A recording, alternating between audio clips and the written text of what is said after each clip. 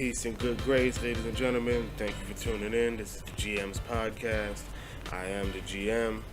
Follow me on Twitter at the GM_, SoundCloud.com/the GM. You could also follow me on Tumblr at the GM's-chair.tumblr.com and a variety of other social media.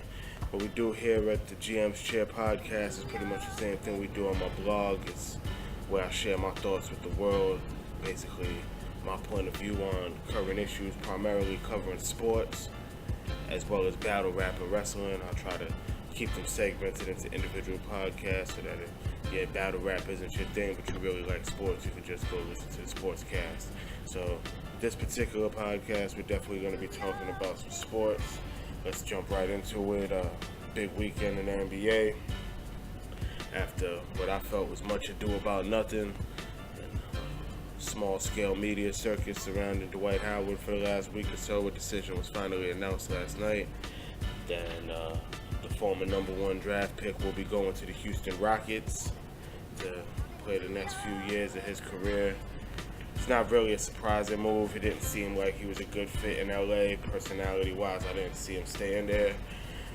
Although it does say a lot about a guy who pretty much forced his way out of Orlando to go to LA, to not be happy, to now go sign to Houston. It gets to a point where it makes you wonder whether it's the guy or the teams, Last year wasn't the best year for Dwight Howard. He was dealing with the back injury, although he still played a decent chunk of games, only missing 6 games in the regular season. In the grand scheme of things, he had pretty much the lowest points per game average he's had since his second year in the league. He only averaged 17 points per game this year, the season that just passed, rather. So Houston might be taking a bit of a gamble. You never know if he's going to fully be back to the form that we once saw during his arguably MVP years in Orlando. He's still a defensive presence in the post. He's still name recognition. He's definitely going to help put butts in the seats. And with James Harden and Jeremy Lin and that backcourt in Houston, it'll be interesting to see what they can do with an official low post presence. It's a good look for the Rockets, I think. I'm curious to see how it's going to fit as far as chemistry-wise. It's a team that still has a lot of growing to do, but definitely shifts the balance of power in the West. Oklahoma City has some improving to do. They can't continue to sit around with essentially the same roster that wasn't good enough to get the championship 2 years ago, and think that they're going to continue to compete as all the other teams get better. Memphis is still out there. Kobe is going to try to do whatever he can do to get the Lakers to some kind of prominence. The Spurs proved this season that they still got a little gas left in the tank, although I think Ginobili is finished. So we'll see. It should be an interesting year in the West. But more important than Dwight's signing with the Rockets, I want to touch on just the media circus that surrounds any big-name free agent in sports these days. With LeBron James, the whole decision, that was a fiasco in my opinion, but to an extent it's understandable as LeBron James was the most high-profile free agent in the history of professional sports.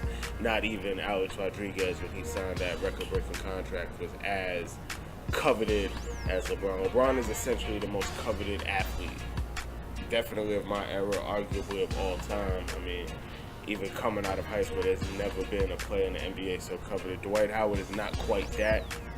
I felt like he very much fed off of the attention that the media was giving him and prolonged it and made it a situation that was unfair to the teams involved in the negotiations. It was unfair to other free agents who don't have the luxury of calling Chris Broussard or Stephen A. Smith and telling them, I haven't made up my mind yet. And having that become a 10 to 15 minute piece on SportsCenter, it does speak to Dwight Howard's star value. It does speak to the potential impact he has on the team, which definitely could explain why Houston went ahead and gave him the money that they had to give him to bring him down to the Rockets for the next few years.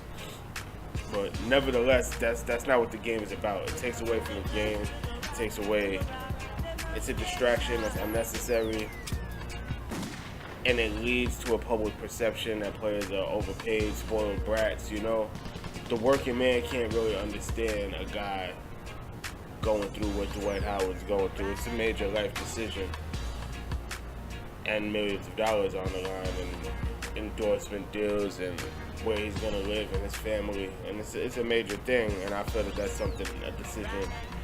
I miss the days when those decisions were made in private. I don't really need to have a press conference about a press conference to the press conference. Just decide where you're going to sign, announce, show up, get your jersey, let's play some ball. That's just, maybe I'm old school, but that's the era that I'm at. I feel like the media is assisting further in turning these guys just into pure attention whores and taking their head out of the game, and they need to be focused on making their teams better, making themselves better, helping the community, if anything. I'm not going to get off on that topic either, but there are a lot better things they could be doing with their time than just tweeting that they haven't made up their mind yet. Then just make up your mind, my man. Just make it up, and then we'll take it from there.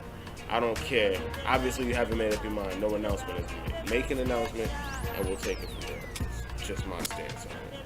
But also, in NBA news, flying under the radar a bit in the midst of this whole Dwight Howard situation, Andre Iguodala is now a Golden State Warrior. She gives Steph Curry somebody to run with in the backcourt, and it's a solid defensive presence to play with Mark Jackson, who's definitely a defensive-minded coach. Should be a good situation for Iguodala. He brings a little veteran leadership. It's a busy weekend for the draft class of 2004. Dwight Howard was the number 1 pick in that draft. Iguodala was, I believe, the 8th pick in that draft. He was actually the 9th pick, excuse me. He was the 9th pick in that draft. And he brings with him a career 15 points per game, 1.7 steals, almost 2 steals a game, 4.9 assists, 5.8 rebounds. Those are intangibles. Those are solid numbers. When you put that with a scorer like Stephen Curry, who can control the flow of the game and can run the court and create offense both for himself and for his teammates, that's just another team in the West that's going to be competing. And it goes back to my point that Oklahoma City, I hate to keep harking on them, but they seem to be resting on their laurels a bit while everybody else is getting better. I see Golden State being a potential top 4 team if everything comes together for them this year in the NBA Western Conference. That's just what it is. I see it being a top 4 team. Stephen Curry is no lies, no denying. That's my favorite player currently in the NBA. No disrespect to Derrick Rose. Those two right now, neck and neck, are my favorite players. But Steph, the season that he's had is just undeniable. He's really coming to his own. It's been a pleasure to watch that. And that's it for the NBA news today. Real quick, before we get on out of here, we're going to keep this episode 1 kind of brief. We touched on the NBA. Major League Baseball announced the All-Star rosters today. I'll put a link in the description of the blogs where you can check out the full All-Star list yourself.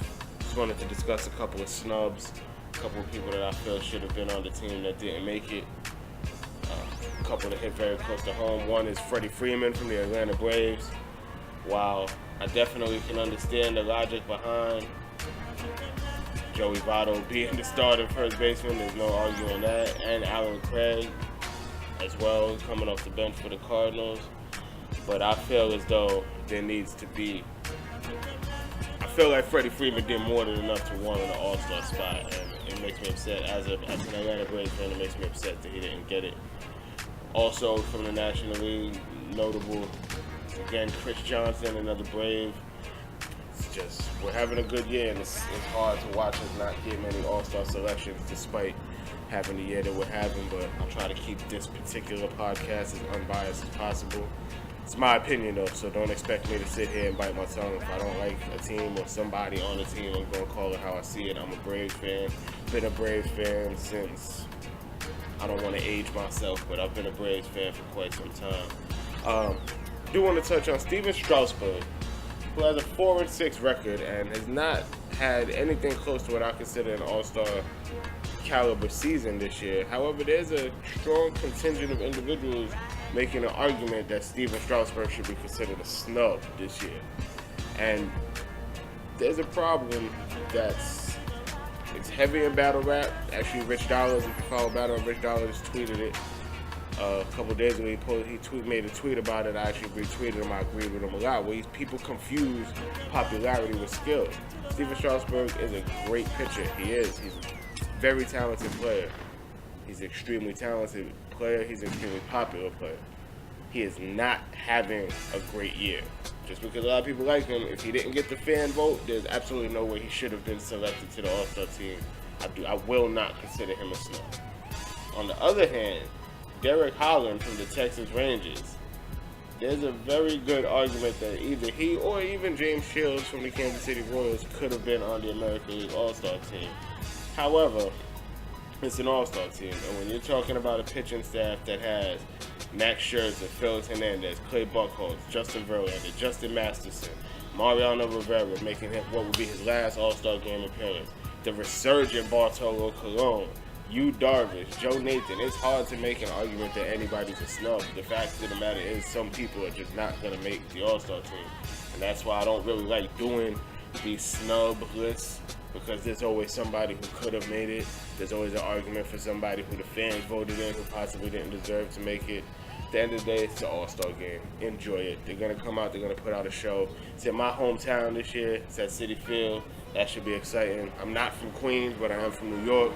So it's always exciting when we get those type of events coming through the city. I will not be in attendance in person, but I'll definitely be enjoying the game. Major League Baseball All-Star Game is just, in my opinion, it's the best done of the All-Star weekends. NBA All-Star Weekend has become club night, pretty much. It's just time to go hang out, to show off, and the game isn't taken seriously, nor are the festivities, and the fans end up being the losers ultimately. And I feel the purpose of an All-Star Game is to put on an exhibition for the fans. And so I feel that everybody knows that the Pro Bowl is a joke. The players, nobody takes the Pro Bowl seriously, and they don't really have an established All-Star weekend. They go to Hawaii, fans can't get there. It's the least fan-friendly of the three. NHL does a decent job as well, but I just feel that MLB, with the Home Run Derby and the way they have the fan experience set up, they do All-Star Weekend right. And with the victor of the All-Star Game getting home field advantage in the World Series, that added incentive gives the fan more of a reason to be invested in the game, because the game actually does matter. It gives the players more of a reason to be in tune with what's going on in the game and to take the game seriously. And I just, in my opinion, I think Major League Baseball has far and away the best All-Star Weekend, All-Star festivities of any of the big three, big four major sports.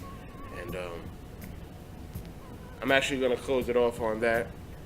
Stay tuned to the next podcast. We'll be talking about some battle rap. That Sioux Surf Hollow the Dawn battle came out. I will be doing my official recap. Just wanted to go back and watch it a few more times before I state my official opinion out there for the public to critique. And there'll be more coming. Stay tuned. I'm signing out. This is the GM. Don't forget to follow me on Twitter @thegm_. Tumblr, thegmschair.tumblr.com. That's the GMs with the S -chair.tumblr.com. This blog can be downloaded from my stream on SoundCloud at soundcloud.com/thegm. Follow me there.